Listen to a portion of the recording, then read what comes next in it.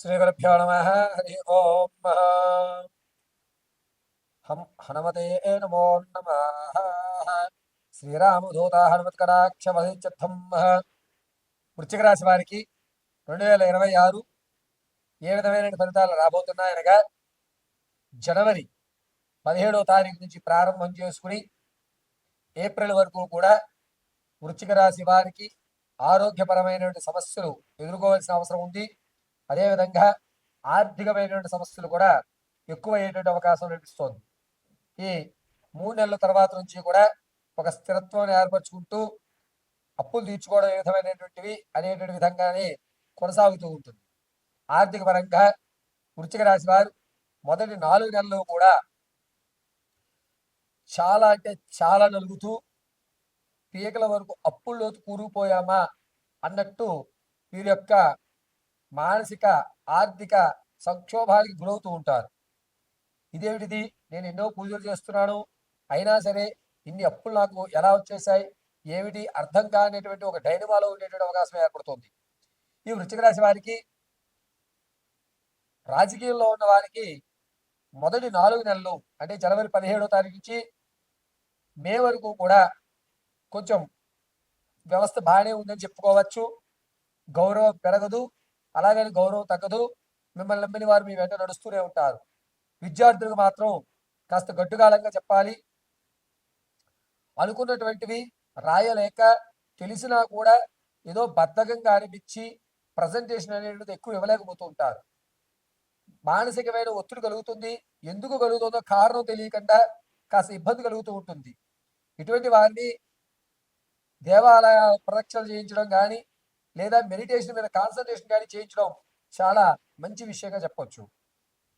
మొదటి ఉండేటువంటి 4 నెలలు కూడా ఆర్థికంగా ఎంత నలగాలో అంత నలుగుతూ ఉంటారు.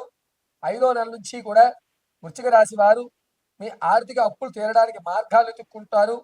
8వ నెలలో వాటికి సంబంధించినటువంటి దారులు మాత్రం కనబడతాయి. అప్పటి వరకు భగవంతుడు నన్ను ఎప్పుడు కనిపిస్తాడో, ఎప్పుడు అనుగ్రహిస్తాడో, అసలు ఏమిటి భగవంతుడి యొక్క ఇన్ని పూజలు చేసినా నా వైపు ఎందుకు కనకరం కలగట్లేదు, దేవుడు లేడు అన్నట్టుగానే ప్రవర్తిస్తూ ఉంటారు మొదటి 8 నెలలు కూడా. అయితే ప్రతి పనిలోనూ కూడా ప్రారంభం చేసినప్పుడు ఉన్నటువంటి ఉత్సాహం ఆ పని పూర్తి అవ్వడానికి వచ్చేయడానికి ఉండదు. ఆరోగ్య విషయంలో కూడా 2026 జనవరి 15 నుంచి మే వరకు కూడా చాలా చికాకైన వాతావరణం. ఏమీ తినిపించకపోవడం, తినాలి అన్న ఆలోచన రాకపోవడం, కడుపులో అనేకమైనటువంటి ఇబ్బందులు కలగడం, తిన్నటువంటి పదార్థం గొంతు దగ్గర దిగడానికి కాస్త ఇబ్బందిదాయకమైన వాతావరణం కలుగుతూ ఉంటుంది.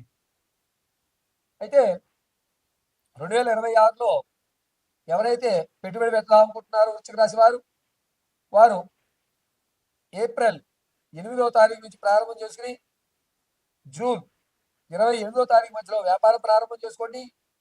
కాస్త కలిసి వస్తుంది. నష్టాలు అయితే చెవి చూడరు. మీరు చేయవలసిన వ్యాపారాల దగ్గరికి వచ్చేసరికి శానిటరీకి సంబంధించింది కానీ, లేదా ఈ ఫ్యాబ్రిక్ వర్క్ సంబంధించి కానీ, వస్త్రాలకు సంబంధించి కానీ మీకు అద్భుతంగా కలిసి వస్తుంది. రియల్ ఎస్టేట్లో పెట్టుబడి పెట్టాలి, లేదా స్టాక్ మార్కెట్లో పెట్టుబడి పెట్టాలి అనుకుంటే కనుక వృశ్చిక రాశి వారు 2026 ద్వితీయాంకంలో బాగుంటుంది. అంటే జూలై తర్వాత పెట్టుబడులు పెట్టండి, మీకు కలిసి వస్తుంది. నమ్మించి మోసం చేసేటువంటి శత్రువుడు 2026 మార్చి 18వ తారీఖు నుంచే మీ చుట్టూ చేరుతుంటారు.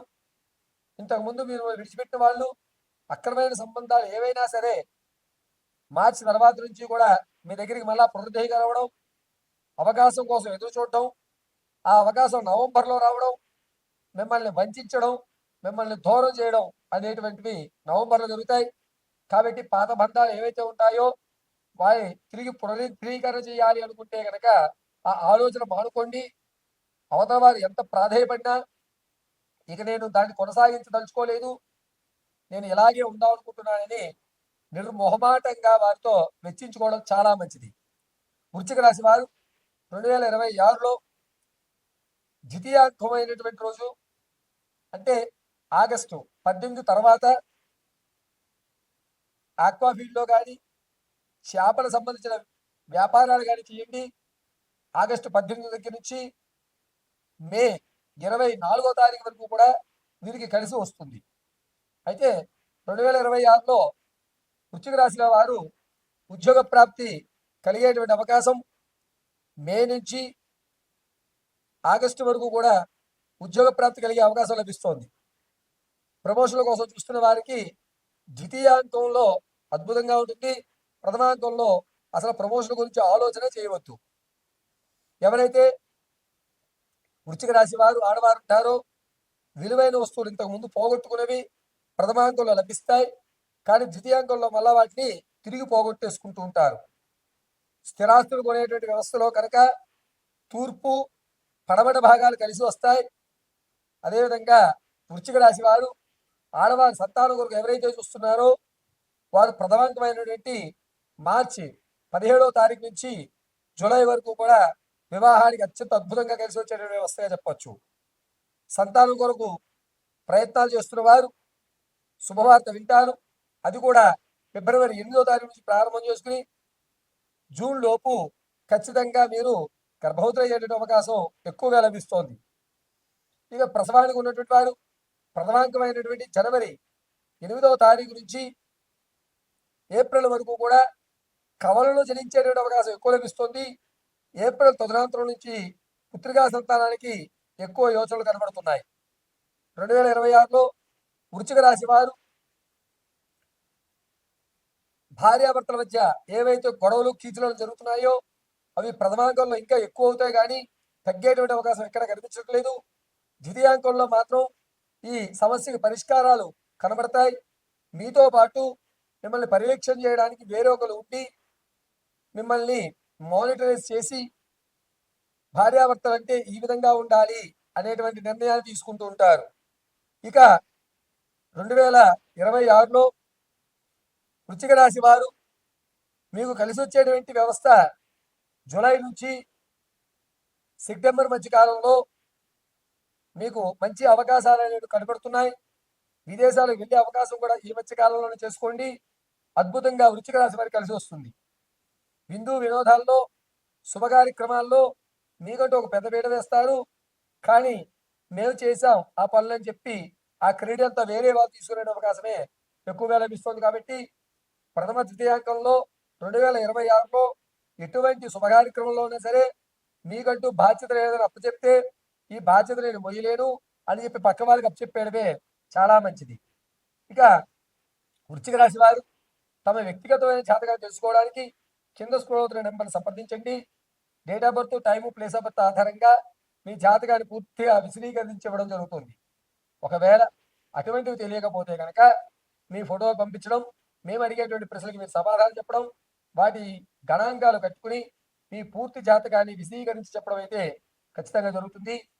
ఇక వృశ్చిక రాశి వారు 2026లో మీరు ఏ స్థితిగతుల్లో అయితే ఆరోగ్యంగా కానీ ఆర్థికంగా కానీ మానసికంగా కానీ దృఢత్వం చెందాలి అనుకుంటే ఖచ్చితంగా దుర్గి ఆరాధన మాత్రమే చేయండి. లలితా సహస్రనామం కుదిరినంత వరకు పఠిస్తూ ఉండండి. నిత్యము కూడా ఐం శ్రీమాత్రే నమః అనుకోవడం చాలా ఉత్తమం.